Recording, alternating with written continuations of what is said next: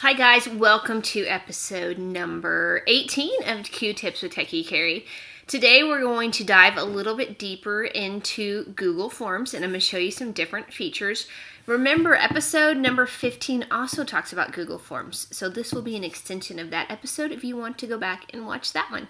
So let's get started. So as a teacher, when you're using Google Forms, you're often giving tests or assessments, and if you're doing a test or assessment on a traditional piece of paper and you want to have a colored picture, you're most likely not going to be able to do that because of the number of copies and the amount of ink that is used for colored copies.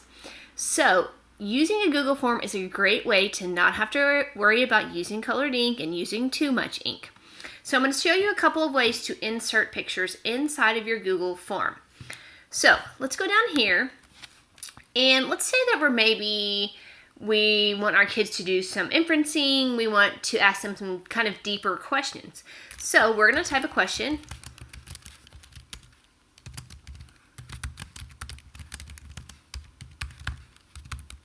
There's a couple of different ways to insert images inside of forms. So the first way is going to be an image with the question.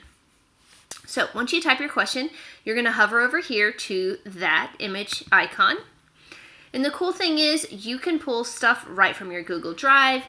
If you had an image of something like physical that you've made in the classroom, you could do that. I'm just going to go over here to search, and I will search for flamingos flying. And the cool thing about this, you can come up here and you can pick the image by color as well, or you can do clip art and so forth. So we'll just keep it on here. And then we'll scroll down and we'll pick this one because it has some background and so forth.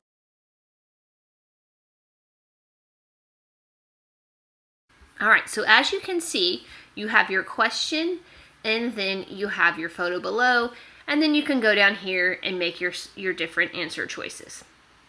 Okay, let's add a different question, and I'm going to show you a different way to do this. So down here, maybe if you have younger students, you could say, what starts with the letter T? So once you have your sentence typed, even if you have students that are struggling readers, they can recognize that letter T. So this is great for kindergarten students. I know that a lot of teachers think, oh, I have kindergartners, they can't use Google Forms. They 100% can, so don't be afraid to try this. So you're gonna come over here. When you hover over option 1, you're gonna go ahead and click on that image. Once again, if you have something stored on your computer or inside of your drive, you can pull that, but I am just gonna take this quick way. I'm gonna do turtle. Just gonna grab one. And I'm gonna go ahead and get rid of option 1 because that doesn't need to be there. And then I'll hit enter and get a next option. And then we'll search again, we'll get a tree. And this time I'm gonna use this feature over here. I'm gonna grab clip art because I think it's kindergarten. I want it to be a little easier on them. And then go down here, let's do one more, and let's do a tie.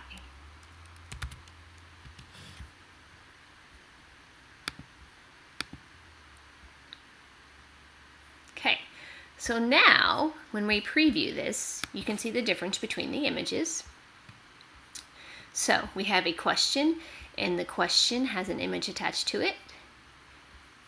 And then we have a question with the answer choices as images. Okay. Let me go back and show you one more different way to do this. Okay, for the third option, how to use images, we're going to change this to a photo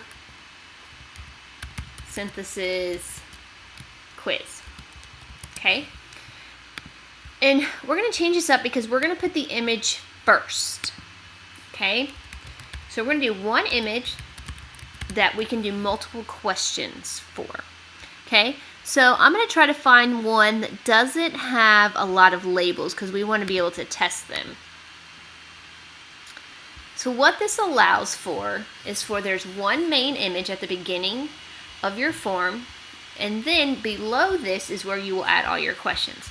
So whenever I do this for kiddos, I like to say, please use this image for all of the questions. Okay? And then you would go in and you would add questions underneath it. And then they would continue to scroll up to that original image. Now, if you wanted to, you could also take a screenshot of an image and add your own labels. Now, in one of my earlier episodes, I talk about using screenshots. I think that would be a great thing to do. You would have an image that you've screenshotted, and you would add like a 1, 2, 3, 4, 5, and 6, and then you could have your questions be, please look for the number 1. What does number 1 describe? And so forth. So lots of different ways to use images inside of forms. And another thing that we don't really think about is when you have kids use images and look at images on a computer, they can also zoom in, and you can't zoom in on a piece of paper. So it gives lots of other options that are not available just with paper. Now, if you're an administrator using Google Forms and wanting to put those images in there, one of the quickest and easiest things I can think of is when you're picking out those shirt designs at the beginning of the school year. Everyone loves those custom t-shirts that say your school's names on them. So instead of having the pressure of having the secretary pick or you pick the designs, you quickly just make a Google form. You're going to save the images to your Google Drive. Then you will pull those images from your drive and then have one question and then have the 3 or 4 options for the teachers to choose from. And then just send the link of that form to your staff. I hope you enjoyed today's episode. I love adding images to Google Forms because it just enhances whatever you're trying to do even more, gives that color option, and allows kiddos to zoom in and zoom out. And it makes your forms look really fancy. So I hope you enjoyed today's episode. Stay tuned next week for a new one.